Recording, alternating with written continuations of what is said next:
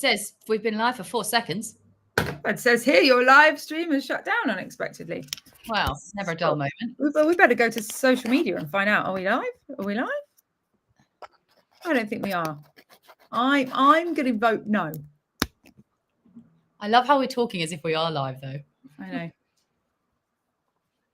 Oh, lovely. We've got 4,700 members. I know. That went up today.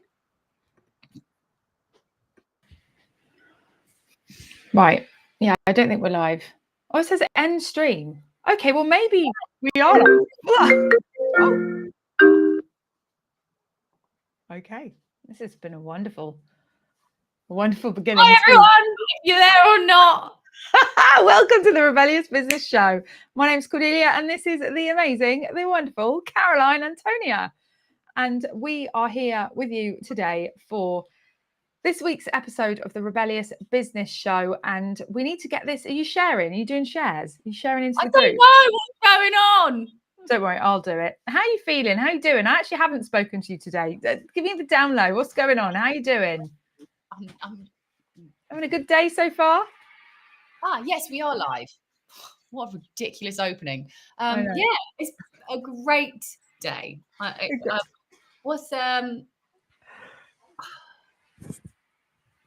It's like, yeah, I'm here.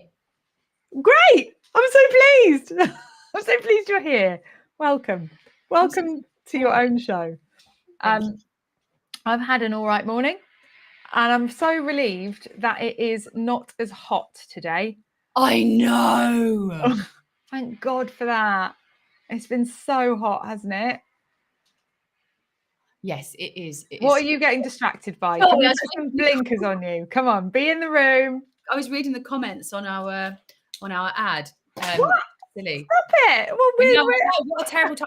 Sorry. I had like shiny object syndrome. What ads though? Do you know what? I want to talk about the ads. I would really love to talk about the ads. Let's do it. So which ad were you just looking at? One of the networking ones. Well, the network. Yeah, we've got the networking event happening tomorrow. We're currently blasting ads everywhere just to get good number of bums on seats there. We've got quite a few registered already. Have we? Pretty happy with that. It's been a really good cost per lead. We've like £1. We're at £1.80 now, I think, which is fantastic. Nice and nice, cheap and easy way to really kind of get the word out. Do you know what? I love running ads these days. When we had the network pre-ads phase, it was a lot of shouting and a lot of promotion, and it was great because it works, and it did work, and we grew really well from that. But you do get to a stage where you're like, oh my God, this is a lot. Like, I'm having to shout a lot everywhere all the time. And it is really good to know that in the future, right, if you're currently promoting something regular and you're shouting a lot all the time, just know that you will get to a point where you can run ads.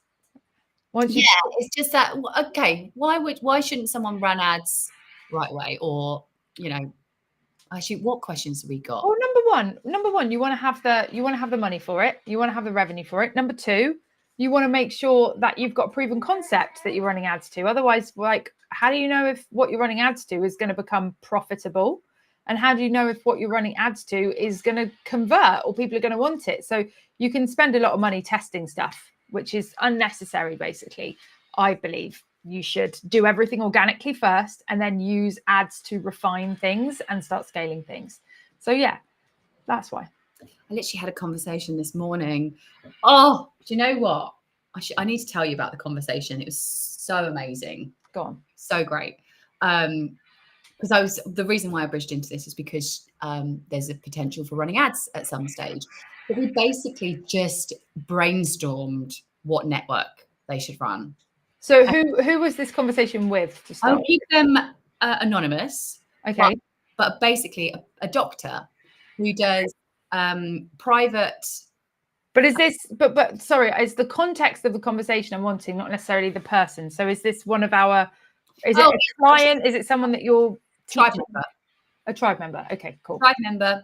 And we got on a call because she's interested. She was interested in what we're going to be doing soon, and prior to that, because we she wanted to brainstorm potential events that could be run. And so we sat together. Yeah. And it was like this light bulb was like, oh, I could run networking events. It hadn't even been on our radar. Like at first we were talking in a generic sense. It's like, our way of lead gen is through live events for so many reasons, right? Because it's more attractive for people. Like, ultimately, if you're talking about marketing terms, it's all about getting people on the list. Yeah. Right? People, and not just people on the list, but warm people on the list. So the best way to do that is to invite people to a thing that's like a party, and there's scarcity baked in and there's connection baked in. So all the things. So she was already bought into the idea of live events. Actually, she's been doing lots. She's been going to all these different things and all over the place. So she was like, yeah, I can definitely do that. But in her mind, I think she was thinking about like a live events that she could do with potential patients or building a community like that. And then when we got into it, we figured out that most of the referrals she gets are from businesses, because like physios, for example, or gyms, or other places like that. And I was like, brilliant. Well, run a networking event for them. Oh my God. Networking events are so flipping powerful for stuff like that. And boom, amazing. So it's indirect, like it's an indirect marketing method, but what it does is it gets you really well known in a very relevant network of people. Mm-hmm. It's just such a powerful thing to do. By the way, next week, we have a masterclass called Stop Chasing Clients and Start Your Network Empire. And it is literally where we are teaching you how to run and be the owner of your own network. Something that we've been successfully doing for years. The Rebellious Business Network is the reason why we're here. Like, without it, you're here. All of you who are here, you're here for the Rebellious Business Network. Yeah, there's no other way. The Rebellious Business Network is powerful, but it's also a very powerful marketing strategy. And we're going to be revealing how we use that as a very powerful marketing strategy next week on the masterclass. So what I'm going to do is drop the link in the chat for you to get registered for that masterclass. If you want to become a network owner, then it is the place to learn the info from. Especially if you feel Sam signed up July 9th. I'm signed up. Yes, July 9th. So we've actually got 2 running. We're going to do one on 9th of July and one on the 10th of July. We're about to have a massive ads campaign to really push this. And so because I know there's a lot of people that can't make one day, I thought, well, we'll just do 2. So I'm going to do, it's live, it's actually there. And I'm going to teach this on the 9th and I'm going to teach it on the 10th. So on the 9th, that's a Wednesday, and we're going to do 1 p.m. On the 10th, that's a Thursday, and we're going to do 10 a.m. And those 2 events are happening next week. So you can get registered for those. But yeah, let me just go get the link because it's not here. Who do you think is tempted to go to both? Hang on. I just want to speak into that because that's actually a really good idea. You could go to both. And the way that you could do that, by the way, is once you've registered, you get an add to calendar link. So you've got to pick one, but on the thank you page, in the email that you'll receive, there's an add to calendar link. But that is an add to calendar link. So all of our events on that calendar are available for you to add to yours. So you'll be able to see that add to calendar link for the 10th as well. Let me just go and grab that bloody, where is it? Flipping out. I'll erase you. You can erase me. Okay. You got it. You won. Yeah. Oh, brilliant. Can you put it? Can you see the chat? Yeah. Well, I can't. I can see it. Can't do the 10th as I'm at EEHQ. Don't know what that is. Expert Empires HQ. I'm on the 9th. Woohoo! See what I mean? That's what I'm doing. Two. Sorry, I might have just woke the baby up. That's why we're doing. That's why we're doing 2. Your home life. actually, don't follow that link of John Denley's because there's registration A and there's also registration B because we're split testing the page, John. Yeah, thanks. Have a little look at our split test. What are we split testing? The A and B, they're the 2 split tests. Yeah, well, they might end up on A twice because anyway, it doesn't matter. Right, split tests, and just so you know, this. Okay, fine. Well, there we go. Thank you, John, for sharing a link to our split test.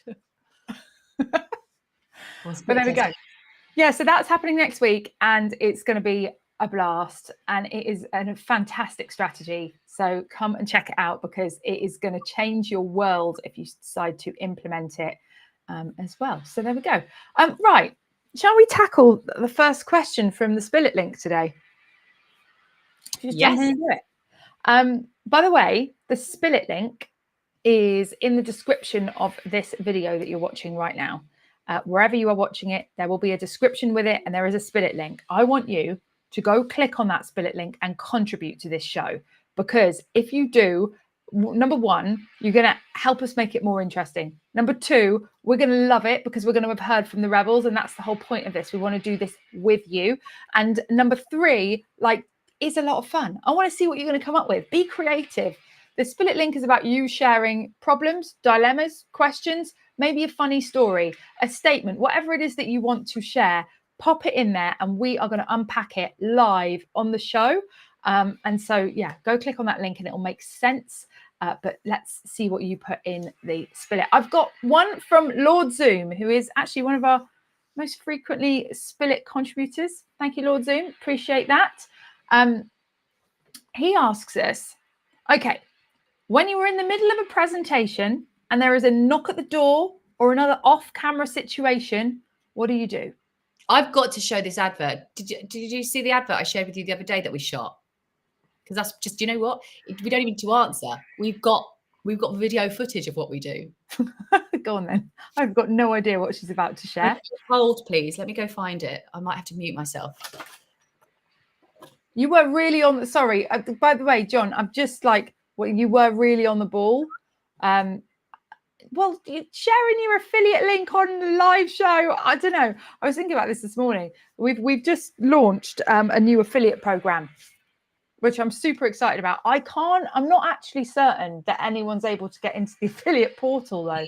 I've hopefully just sent everyone their link to get into the affiliate portal, but I'm not sure that that's worked. So I'm a bit worried about it. But we are bathing a new affiliate program, and I've set that up so that people can shout and share about it. Because, like, you know, John, for instance, he is shouting about the Rebellious Business Network, but he's now an affiliate, so he gets to get paid for shouting about us, which is something I've wanted to have in place for ages, but I haven't had time to set the software up. I've set the software up and I'm testing it live. By the way, if you want to be an affiliate for Rebellious Business and you want to refer people to us and get paid for referring people to us, all you need to do is go to rebelliousbusiness.com, scroll to the bottom, and you will see that there is an application link to register to be one of our affiliates. Rebelliousbusiness.com, scroll to the bottom, and it's in the footer of the homepage. Okay. Caroline, have you found it? No, because it turns out I sent you a message on WhatsApp saying, this cracked me up. And it's a broken link. Oh, yeah. So you didn't even get to see it anyway. So you don't know what I'm talking about, which is great. I don't know what you're talking about. So, okay, well, I've got some ideas. I've got some examples whilst you're looking for it. Okay, you talk. I'm on Zoom all the time, or on live calls. It's not always Zoom, actually. Like, we're on Restream right now. Or I might be on Facebook Live, might be on Zoom and live streaming that. Might be on Zoom with an audience. Like, there's so many ways in which I might be presenting or have people there live with me, because it's the main way in which I operate. And there have been many times where things have happened. And one of them was when I had this new dog, Milo, who was an absolute terror. Bless Milo. It was heartbreaking, that whole story. We'll go into it another day. But Milo was a puppy. And he was a very big puppy, and he was a very out of control puppy. And I'm not authoritative enough to be training a dog like Milo. Like, he was one of those big hench kind of, like, I mean, he was ruling me. I just did not have just didn't have the manpower for it. But I was on Zoom and I was leading a session, and in the corner of my eye, he was just ripping up the carpet, like literally ripping up the carpet. He got a thread and was pulling that thread, and the whole I had a really long living room. It was probably about 4 meters long. I don't know. It was very long. And he just ripped a strip out of the middle of the living room carpet the whole way down. And I was on a training call with clients, and this is kind of what I do when something happens, right? And I'm live. It's like goes through my head like this. It's like, number one, is it safe to ignore? So that's the assessment mode. I mean, it's like, am I going to get up in front of all these people and go wrestle this dog and get it to stop chewing the carpet, put it in another room and it starts barking? I'm like, right, well, we're just going to sacrifice the carpet for the rebels. That's fine. Like, you guys have no idea what I've sacrificed for you. I sacrificed my carpet. But yeah, so we sacrificed the carpet. And then number two, think on your feet. So there have been times where I have had to get up and go and deal with the situation. Funnily enough, there was a time when I was on a call and I was delivering a presentation, and in the corner of my eye, Milo, the dog, the out of hand crazy dog, started jumping up and sort of like trying to bite the postman's sleeve as he was coming in and delivering the mail. And again, it's that thing. Number one, is it safe to ignore? I did a quick assessment. I was like, postman looks all right. He seems to be coping. If Milo's definitely not going to actually hurt him, it's probably just a bit uncomfortable or a bit sort of like, yeah, we'll leave it and we'll carry on. And so I just carried on my presentation. The postman got out all right. And yeah, I thought but then the second part is when you've actually got to do something about it. So you might like assess the situation and then you're like, yeah, no, this is not safe to ignore. Like I have to get up and go. It could be that you've ordered something and you really want the thing to be delivered to your hands and not left on the doorstep. It could get stolen. That's one reason why it could be not safe to ignore. Or they're going to take it away because it's signed for. Or it could be that you've got kids at home. And when I was in lockdown and I was presenting, often the kids were around.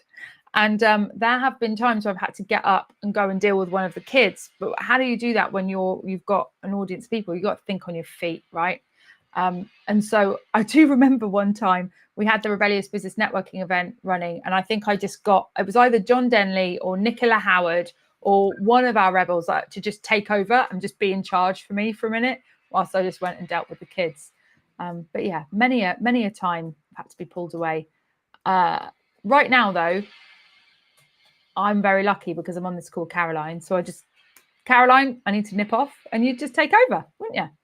Yeah, I would. Oh, I cannot find this flipping call. Maybe. Hold on. I really went on for ages as well. Like I thought. No, it's close. Okay, I've got another story then. There was one time when I was running the Rebellious Business Network group and I was up in my bedroom. I had this office set up in my bedroom. And the laptop started running out of battery. And I realized that the charger for the laptop was downstairs. But what I also realized was that I had locked myself in the bedroom so the kids couldn't get in. And I had left the door handle. I'd locked myself in by taking the door handle off the door so that like no one could open the door. Don't ask. That was that was my makeshift way of locking the door at that point. But I realized I'd left the door handle on the other side of the door. So I couldn't actually get out of my bedroom. And I was live and the battery was low. And we had like maybe 30 people on the call. And so I think might have been Nicola or it could have been Alex Franklin to just take over. And I had to like run to the door and shout, kids, someone, anyone. And it's like, go downstairs and get a knife out of like a butter knife out of the cutlery drawer. So when I got a butter knife, I got them to post it under the door so I could use the butter knife to stick it in the door handle and just about turn the little square thing in the hole to open the door, run downstairs, get the charger, run back upstairs, plug the laptop in. Whew, the call's still running. Whoever had taken over was smashing it and everything carried on. Yeah, no, can't find the video still. Oh, well. Sam's got one. Okay. Mum cooked dinner and it was ready on 2 occasions. One during a workshop I was hosting and during a client call. So what did you do then, Sam? Did you end the call and go and get your dinner, or did you let your dinner go cold? That's what I want to know. What did you do? So you can't find it. We're giving up. So have you got an example then, or maybe you can explain it? What do you mean, me or Sam? Yeah, you. Oh, right, yeah. Well, when when I was with a previous partner, he had a giant tree in the back of in his back garden, maybe like 70 foot tree. And while I was on a call with Jill, I don't know, you should, one of my clients at the time, Jill, I just hear, and this tree just fell over onto his garage. And I was like, I have to go. I have to go. Yeah, so a tree fell over, and I was like, I just have to go. I had this. I mean, at first I was thinking, is this going to fall onto the house? Is it going to like? But yeah, so it didn't. It just crushed the garage, unfortunately. But yeah, that happened once. And So what was that on the video that you were just looking for? No. What was on the video? Okay, so what was on the video was like, we're doing a promo video, and then midway through the a few seconds into the promo, you got a knock at the door, and you go, I just had a knock at the door, so I'm going to get Caroline deal with this. And then you edited it, so it went and just like into me, and it was just so funny. It just cracked me up, and I really wanted to find that. Do you remember doing that? Do you remember that promo? No, but it sounds like the kind of thing that we would do. It's like these things happen and you just carry on. Yeah, it's so funny as well because it's a promo. You think, well, just start again. No, no, because it takes a lot to get your head. Actually, Manil is like he asked the other day, like, how'd you get into the headspace of recording video when you're not in it? I'm like, you don't. You just get in. You just do it.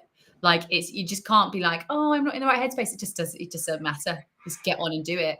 I think the best thing you can do is do the journey that I'm doing at the moment, which is going live anyway. 30 days of just going live anyway, because what happens is you meet yourself on a rainbow of moods and occasions. Like I say rainbow, I mean like a spectrum. Like, for instance, you might be on a good day or a bad day. You might be in a good mood or a bad day, of a good mood or a bad mood. You might have just been triggered, or you might not have been. And let's say, like, take every single mood or moment you have throughout the week. And then on average, like if you go live every single day, you're going to have an experience of going live in a whole kind of plethora of different moods and headspaces, rather than just going live once a week or once a month and building yourself up and psyching yourself up to be in a good headspace. Because the truth is that it's not always available. Like that good headspace is just not always available. And sometimes you got to go and good headspace. It's like I want to film some stuff headspace is quite rare. Well, maybe. Yeah, like it's like I could be really positive, and the last thing I want to do is film stuff. I want to go outside and just live my life. Like yeah, okay. I don't really have that. I can always film stuff, but I can't. The thing that stops me filming is if I'm got into like an anxious headspace, or if I'm like on a downer, or if I very much associate that to my mood, because like if I'm in a great mood, like of course I'll film things because that's like what I do. So yeah, I'm like I've got this real problem. Like I want to film more, but I just never want to do it. Like, and so I love that we do the show because it just means I have to do it. And I love that we have things plotted in place that I can't, like, no, I don't want to do it. And I'm a person, I can listen to my nose. Like I'm pretty good. If I don't want to do something, I'm an ox. Even for myself. I know. I know. It's like, it's not just an ox. It's like trying to drag a dead ox somewhere. An argument. An ox would be persuadable. A dead ox can't get through to that. That's so funny. I didn't know you thought that. I would have thought I was quite malleable, but that's hilarious.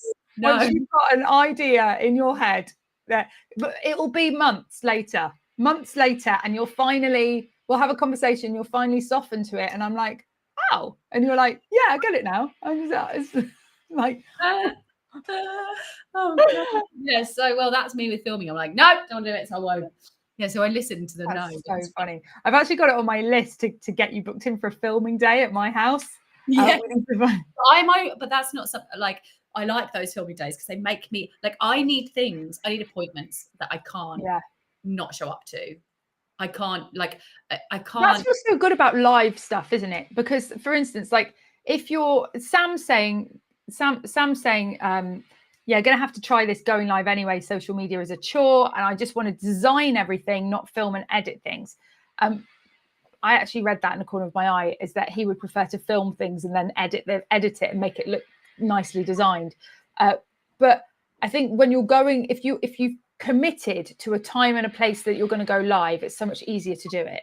And that's why the first course you ever film, I really recommend you film it live with people and you deliver that training live in presentations, because you are going to show up and film it. It's so much harder to hold yourself accountable to filming a course in your own time and space. I think not even that. It's also very hard to like, I overthink unless I'm live, right? So like I can allocate the time aside and I'll hate everything I do. I'm very critical of my work, very critical. And I hate low quality stuff. But what happens is that then I can only do it if I'm like live, and then it's not the quality I want anyway. But I think it just alleviates any judgment. Like I've got no judgment. Like I've said some really inappropriate things on a live call before. I'm like, what's out now? If that was me recording it, it just would never have gone out. And it's like, well, okay. Done. Yeah, this morning on this morning's episode of Going Live Anyway, I actually saw the beginning of it and I realized that Facebook's cut it off. So the whole monologue about it afterwards like made no sense. But it said I was live and I got like a bubble in my phone around hello or something like that. And I was like, oh well, that just happened. And it's so funny because I'm live. If I was pre-recording that, I'd have started again. But of course I would have started again. But because I was live, like it stays in there. And that's why I think it's so great to go live, because you get to show and demonstrate those parts of you that are just human. Yeah, exactly. And like the beginning of this show. Everyone does that, don't they? Everyone gets like a little bubble in your throat and it sounds weird. You're like, oh, okay. Yeah. But live, I think it just takes the edge off so much. Oh, yeah. I cried. There we go. We got the tears. Oh, well, yeah. Okay. So, right. So the next question follows on from this really well then, which is, how do you deal when one of your ideas bombs publicly? This is from Jude. How do you deal with it when one of your ideas bombs publicly? There's two parts to that question, really. I don't care about the public side of things, because for my here's my thing. For me, it bombs if no one sees it. Like if it doesn't get visibility, if it doesn't get visibility, and if it doesn't get exposure, or if it like I don't care if everyone sees it, and it's like, I remembered something the other day that completely tanked, and I was like, oh, I need to tell you about this, because it was off the back of us answering a similar question on this show. Yeah. And I think here's the thing, that I agree with you, but there's always a core group of people who are like our raving rebels, who do see it and do watch it bomb, or do know it's bomb. So we're actually past that stage of like nobody seeing it if it bombs, because there's always going to be a core group of people that see it. Trust them enough to it's not. True. But there was one thing that's going to make you laugh when I say it, because you're going to go, oh, the dice roll. I knew you were going to say that. That was terrible. That was right. That was awful, wasn't it? I read it in a book. I was like, yeah, let's do that. It did not work. No, it didn't work. So we decided to run this competition or this campaign. And it was basically that we were going to roll a dice, and if it landed on a certain number, that person would get it free or would get a refund or something like that. And it was based off of you. It was Rory Sutherland's book, wasn't it? And it was a restaurant that were rolling a dice as a promotion for their customers. They'd come in and have dinner, and at the end of their meal, they would roll a dice. And if they landed on a 6, they would have their dinner free. And so they had like this dice roll evening, and it brought loads of customers in. It was a great idea. And we thought, let's try that for this promotion that we've got going on over here, and have a bit of fun with it. But it completely tanked. And I think we did have the worst part about it was that we had one sale off the back of that campaign with like one person to roll a dice with. And it was just a bit like, it was just a bit like wet fish. Like Yeah. it wasn't the fun kind of like dice rolling live webinar that we were envisioning. It doesn't work in our sense, because like with a restaurant, you kind of like, I don't know, it just didn't work. The concept. Yeah, so then you've got hindsight that tells you all the reasons why it didn't work, and you go, oh yeah, that was obvious. I don't mind that people saw that. Like, I didn't mind. Like, I quite like it that people go, oh wow, that's an interesting idea. And I also think it seemed like they, you know, they don't know whether it bombs or not. Yeah, it's true. I think forward facing, that seemed like a really cool idea, and it was really fun. So yeah, okay, it didn't make sales, but they don't know that. No, they don't know that. And that, by the way, is why you should never just blindly copy people in your industry, because there is a large percentage of stuff that bombs. Like it genuinely used to really upset me when things bombed, but because I put too much pressure on myself. I was like, you know, I'm a business coach that teaches people how to get sales. Like if my method for getting sales isn't working and that isn't working publicly, then I just undermined my entire professionalism. And that used to really upset me. But then, you know, it doesn't anymore, because the mentality that we have and the mentality that we teach incorporates that a percentage of stuff that you do is going to tank. Like it just is, because if you are a marketer, you're a scientist, and a scientist's job is to do experiments, and you have to experiment to try and find things that convert. And not everything always converts. And if one thing doesn't convert, you shouldn't just give up and walk away. You go, okay, that didn't work. We go on to the next thing, which is why, you know, you want to have a couple of promotions running every month so that you're not relying on one thing to work. And I think that's a big thing that we bake into our training as well. Is why you don't put so much pressure on the pre-launch of it as well. It's like, you need to test an idea before you go ahead and start building out a whole funnel and all this stuff. Like, you know, it's because, and trying to get them to embrace a failure, like, you know, doing the NABA client challenge and stuff like that. It's like, well, you put this stuff out and it's okay if it doesn't make results, because now you know the process for like a lot. It's still a new thing for you to expect you to get, like, you know, the most amazing results on the first time. It is a lot of pressure to put on yourself, but that learning curve is a win. And then when you do it again, you know, I love using Tash as an example. First time it didn't work for her, but she go, here are the pieces of the puzzle.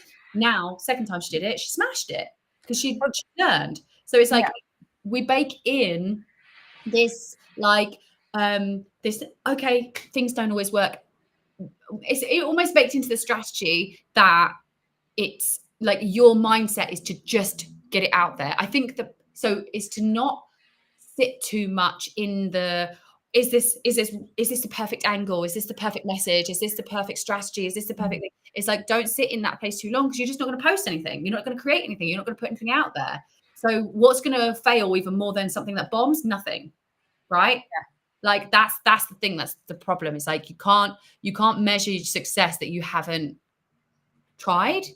So it's like trying stuff and seeing that it's actually not that scary to put yourself out there. That's one of the things I really want to get people to experience with our stuff. I think that's what's important to me with NABA clients. Like, it's not that scary to put your stuff out there. It's not that hard. Like doing this, I know your head, you're going, everyone's going to judge me, or it didn't work, or it might not work. What if it's the wrong thing? It's like, it's just not that dramatic. If it bombs, it's just so, if the silence feels loud, but all that is just like, no one cared, right? Like, it's not a big deal. It's so not a big deal. I think one of the great things about NABA client as well is that, like, here's the thing, when something does completely tank, like one of the things that you always want to have a debrief, and you want to find out why, like, because that's going to enable you to feed into getting things to improve next time round. If you're just sort of doing random promotions, you know, and putting them out there and then not working, you don't know whether it's the messaging, you don't know whether it's the strategy itself, you don't know whether it's because the right people didn't see it. And so you've got to kind of troubleshoot and find out what is it and what's the reason why. And one of the great things about NABA client is that all of those strategies are proven and they work. So if you've done the strategy and you followed it to the T, it's not the strategy. It might be the messaging, or it might be that people didn't see it. There might be other nuancy things that we can twist and change. So like with Tash, for instance, she actually put her promotion out in front of different people. And she got it out in front. It's the same thing, but she got it out in front of different people in a different way. And then she got conversions from it. So it's really nice to have something that you know works, that you can then test, and then understand that when you get the results from that test, like that it's not don't throw the strategy out of the bathwater. So don't throw the strategy out the bathwater, guys. No, don't. First. Don't. No, but it's true. I mean, we had one of our clients to the actual, yeah. One of our clients, right? There's a phrase, "Don't throw the baby out the bathwater," isn't it? No, it's not. The phrase is don't throw the baby out with the bathwater. Oh yeah, of course, yeah. Don't throw the strategy out the bathwater. Oh, yeah, sorry. It's funny how missing one word can completely change. Yeah, it's so close. It's fine, but it's great. I loved it. It was good. It was so good. Don't throw the strategy out the bathwater. What? Yeah. John is saying you miss 100% of the shots you don't take. I say that when I make a joke that just doesn't land. I'm like, shoot to score, man. Like sometimes it just fails, but I went for it. You know when you do those jokes and no one laughs. And I'm like, well, I tried. Next time. I'm just like, not my people, and I leave. No, I'm joking. Tough crowd. There was something I was going to say that was going to be really great and really helpful. Brilliant. It was actually going to be the secret to life, wasn't it? It was. It was going to be marvelous. Oh yeah, one of our clients, right, had this strategy, which was basically running a webinar.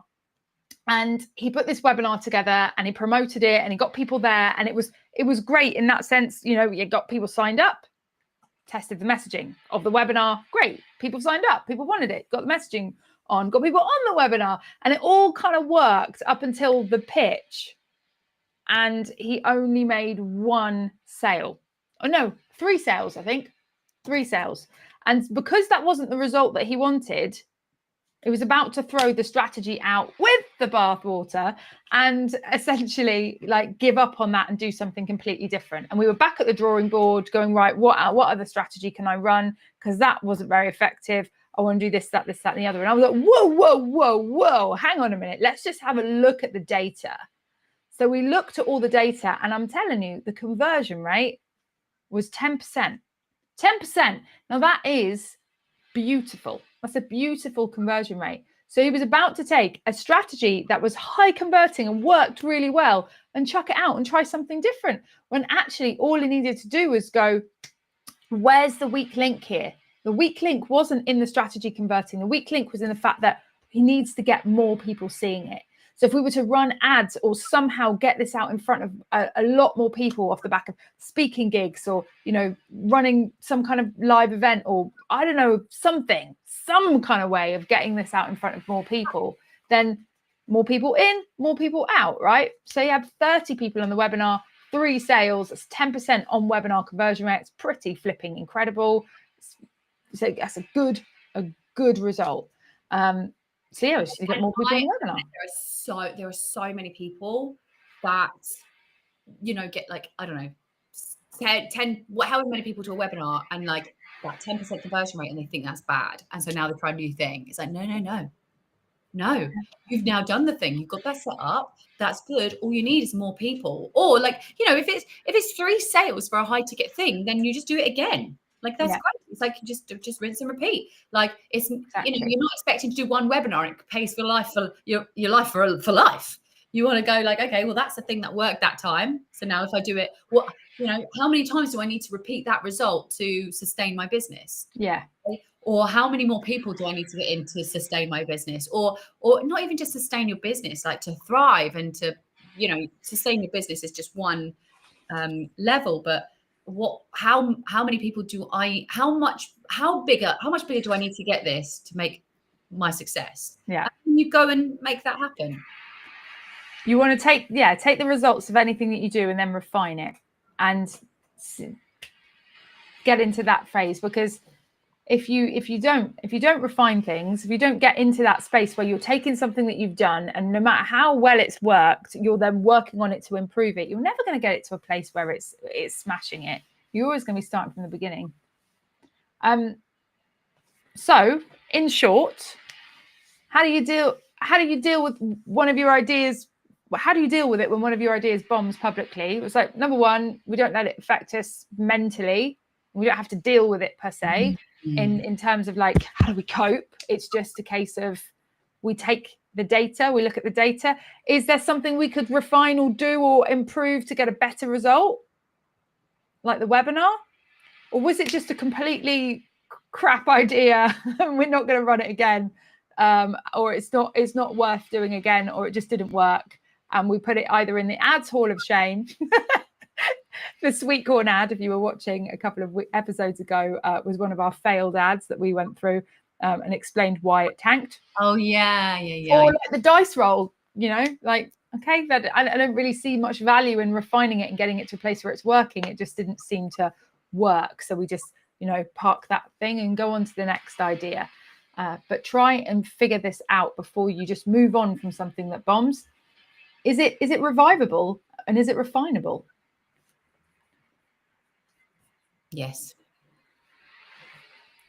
Our next question is from Sleepy Steve. Steve, hi, okay. I love this, Sleepy Steve. I hope you've got some. It is. I hope you've had some shutter. I have no idea who it is. Good old Sleepy Steve. On the Spill It link, by the way, we love it when you share like silly anonymous names with us, because it just makes life that more pleasurable. You don't have to share who you are, or you can, but you don't have to. You can just come up with a crazy alias name. I've also got loads of alias name examples for you on the Spill It link as well, that you can like get some inspiration from. Go to the Spill It link. It's fun. I've made it fun. Okay, Sleepy Steve says, my business brain never shuts off. Okay. You resonate with that? Yeah, I do. Last night, I literally dreamed about marketing. Is that a genius moment or a cry for help? Say that again? My business brain never shuts off. Yeah. Last night, I literally dreamt about marketing. It said dreamed about marketing. Is that a genius moment or a cry for help? I used to dream in adverts. Like I used to just when I was doing the affiliate stuff, my whole thing was writing adverts for people, and I used to dream in them because they would have a particular structure, and so I would have this like dream which would have like this call to action and yeah. But like sometimes as well, like if I woke up, I'm like, oh, that was brilliant, I should have written them down, or I'd have these ideas, I'd have ad ideas come to me in dreams. And no one came to help me. But yeah, so I do resonate with that. It can be a plague sometimes. I do find that and I struggle with this actually, because I've done jobs, I suppose. I've never had a proper job, but I've done jobs before where it's like you go in, you work, you leave. And it's like once you leave, there's nothing more you can do. And it's really nice for your head, like just headspace. Like even if you do, like, if it's like I had a commission role, even if I made no money in that commission role, it's okay because it's done. There's nothing more I can do. It's left at the door. I now have to live my life. That doesn't really apply to me now. I'm a lot better at compartmentalizing business and life now, but there's always more I can do.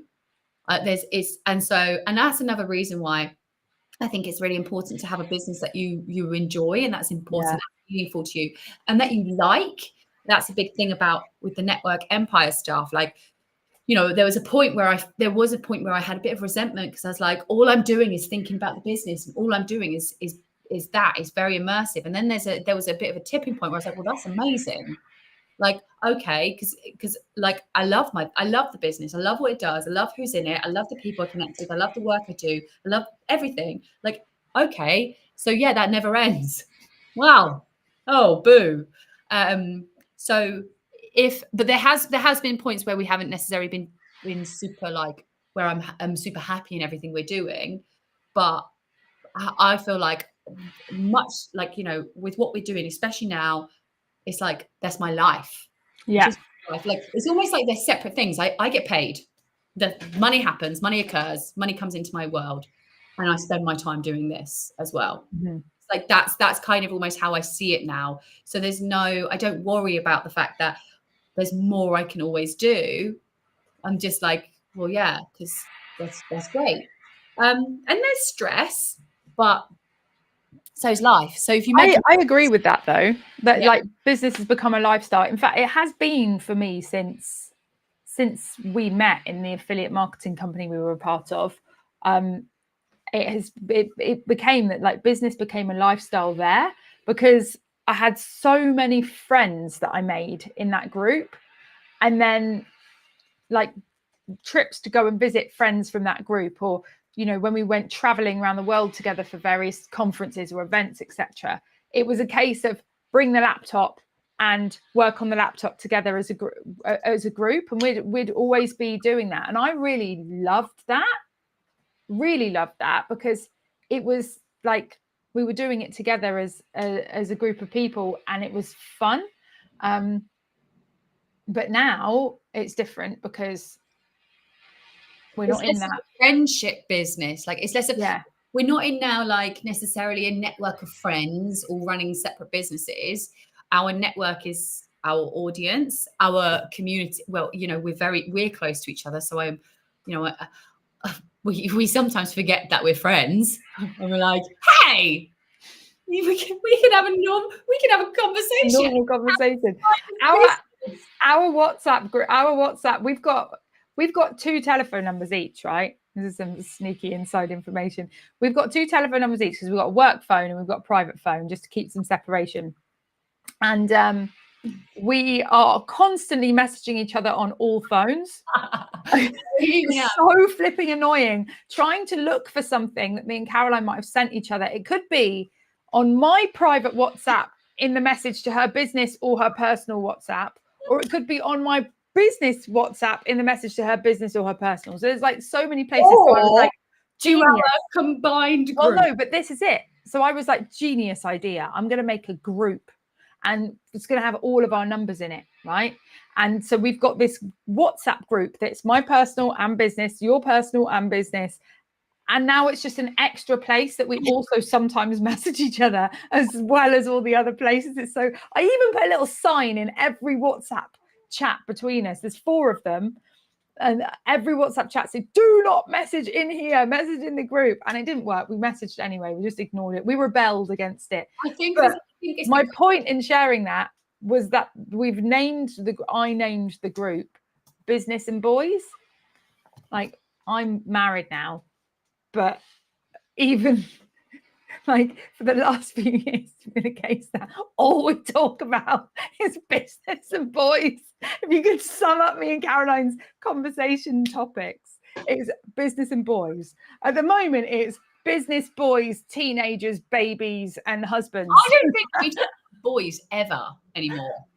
Do you not? No. When was the last time we spoke about boys? I don't know.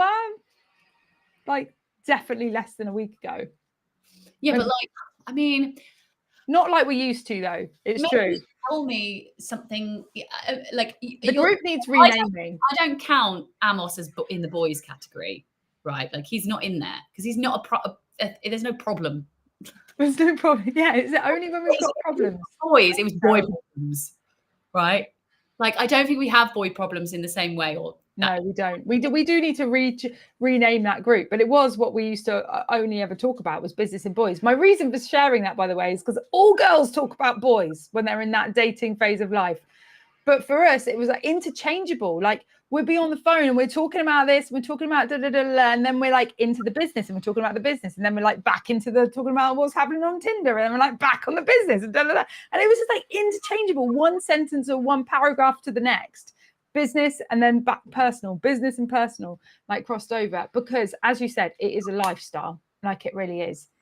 I don't switch off from the business. It's our world. Like, fully? Like, do you see it as like you come home from a job and you then No, but I would like that. You would like that? I would like it a little bit, yeah. No, would I? I will say there is a kind of, it's like, you know, when you realize that there's something on in the background and then that turns off, you're like, oh my God.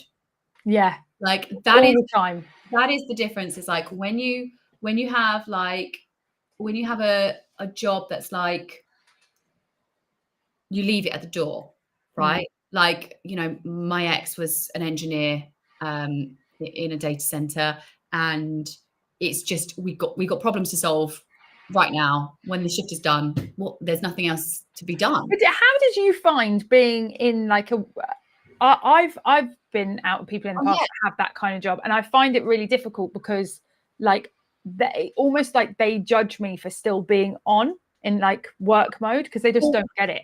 In that situation, it was fine because he had his own personal, or he had his own ventures anyway. Yeah. So he was very excited about that, and that was quite nice. But yeah, okay.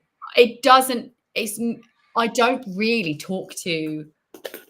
I kind of almost like share it's almost like, oh, this is a stress I'm having, or this went really well today. But I don't really share with partners or whatever. It's not really my topic of conversation necessarily. It's more like, you know, if I've got something to complain about or something to like celebrate. However, I don't think, you know, when I've got to do extra hours, that's what I mean. That's never been an issue really. Yeah. I'll be confession time. Sometimes quite a lot actually. Me and Amos are in bed with laptops. He's working on his YouTube channel and I'm like building ads or something. The other night I was doing that until like 11 o'clock at night. Not always, but sometimes. I think it is if you've got if you've got things that you want to get done and you're passionate about that and you enjoy it. I think that's the thing. I don't have any hobbies. I'm not into sport. Like I like watching football. Yeah. I support Liverpool. I like watching football. I haven't watched it in the last year. I didn't watch us win the league. I'm annoyed about that. Jurgen Klopp left and I was like, right, I'm not watching it anymore. And like, I haven't watched football in the last year. Like, I don't really have many, like my business is a bit like my hobby in a way. Is that really sad? Yeah. It is, isn't it? But it is, but I really enjoy it. I really enjoy it. So I definitely have more things that it's definitely in more of a compartment for me than it is for you. There is a bit more of a compartment. Yes, Sam. Okay, now you two definitely love each other. Sam's a legend. I absolutely love Sam. So, but I don't have favourites though. But Sam, you're a ledge. You really are. Bless Sam. Yeah, I can compartmentalize more. So I'll probably work extra hours when we've got like a launch happening, or when it's like, these are things that need to be done. You'll just sit up late, be like, nah, I've designed a new website. I'm like, okay, I won't do that. Like I won't just create things that aren't needed or aren't like, there isn't a demand on me. I'm not, but I will work late. So for instance, I worked late yesterday with clients. I've done Saturdays with clients. Like when I'm now at the moment, when I'm working with clients, I say, you have as many calls as you need to get you. We've got a strategy. Here's the strategy we're going to do. We'll get you through this. You can use my link as much as possible, as long as we're always moving forwards. And I guarantee them a slot every week. And so I've done 8 a.m. calls and I've done calls on Saturdays, because I'm like, I want to get them through. But that's a bit different. That's how I'll go, how it kind of bleeds into what I would say personal time, but I'm okay with that. But once that, it's almost, those are urgent things in my book. So I'll do urgent things in my own time, my personal time. Yeah. I probably wouldn't do like important, not urgent stuff. See, I have a whole array of stuff that I would just love to get my teeth stuck into, if only I had like the time to prioritize that. And so I have a bit of that there is, like you say, there's time where I've got urgent stuff that needs to get done. We've got a deadline. We've got to meet that deadline. I'm up until midnight, maybe, like finishing off sales pages, webinar slides, all that kind of stuff. That's going to be me next week because we've got a tight deadline. But and that when that happens, and that's the thing. But what I'm talking about is There's another list of stuff that's not urgent, and it is just stuff I want to get my teeth stuck into, and I can't prioritize it during the working day. So I will get into it in the evening, or I will get into it at the weekend if I have some downtime and I fancy doing that. I've got this, I really want to do this. And it might be creating a new membership portal. It might be putting videos on my YouTube channel. It might be editing videos into podcasts. Like all this non-urgent stuff that needs doing and would be great to be done, but I can't prioritize it in the middle of the working day. But I have fun getting into it outside of the working day. Oh, what even is the construct of the working day? We're just copying what corporate world do. When I say that, but I do feel like it helps when me. The kids are at school. I like having that bookend. Yeah. That, because then it gives me because I do actually get a bit of a sense of guilt if I work outside of my working hours. Do you? A little bit, because I'm like, yeah, I feel I do want to just have separation. I want to have I do like getting out. I do like I like writing. There's things that I really love to do. And I also find that I think I'm very intellectually switched on when I'm in work, and I find that draining. I find it hard. It's quite. So if I'm working past that, I can just feel my mental battery getting smaller and smaller and smaller. And I feel like outside of work hours is when I should be regenerating. So I should be doing stuff to regenerate myself. And I don't really find work stuff, at least those important things. Actually, I just don't find work stuff regenerating in that way. There's some things I find regenerating, but they happen in the work day anyway. Like when I'm like this video, I'm going to come off it with a high, like the show. I'm going to come off it bouncing. And then when I do certain calls in community calls, I'm bouncing. I don't find them too mentally sort of tiring. It's more fun, and it's more like, okay, but they all happen in the work day anyway. I don't think there's much I would do outside of working hours that is battery filling. It would be more battery depleting. So I do like to not work outside those, because I can feel my energy going down basically. Yeah. Oh man, I get such a lot of energy from building a landing page. I love it. Yeah. Flipping love it. Honestly, I just love it so much. But I'm not going to put myself down and say I'm a weirdo. And this is why I do what I do. I'm passionate about it. I enjoy it, and and the elements actually behind the scenes where I'm not teaching anyone, and I'm not, doing it one-to-one, and I'm just doing it for myself because I can. That's fun. I do enjoy that bit as well. To be fair, I like teaching people. I really do like teaching people as well. But you do get like this with writing, and that is your writing exhausts me. Does it? Yeah. Writing is really, really difficult. Writing, I find the hardest of all. Really, really very, very pointed focus. And so I find that is the most battery depleting. Okay. But it's also the most rewarding for me. So I get the most rewarded feelings out of it, but it does exhaust me. Wow. There we go, ladies and gentlemen.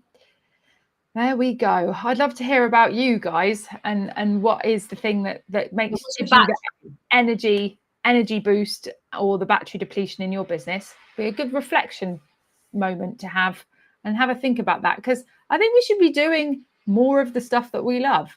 And that's one of the reasons why I run this business personally, is because I wanted to be doing more of the things that I loved. Sometimes we can go and create a monster that takes us away from that. But yeah, Sam, I know Sam who's watching, he loves designing and has become a designer, graphic designer for clients. And he's doing what he loves when he helps clients with that. But one thing is, often when you're doing it for yourself, it's different for when you're doing it for other people. And so when you can, but yeah, anyway, what I was going to just remind you of is that networking is happening tomorrow. Caroline, what's the weirdest product you've got lined up for tomorrow's game?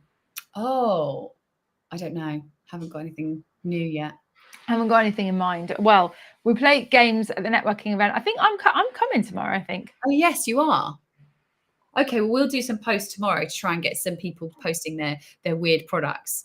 Yeah, Let's do that. Well, we're playing games at the networking event because it's about creating a space where you guys can actually create connections with each other rather than just rock up and be elevator pitched at and leave feeling like that was great, but I don't really remember anyone.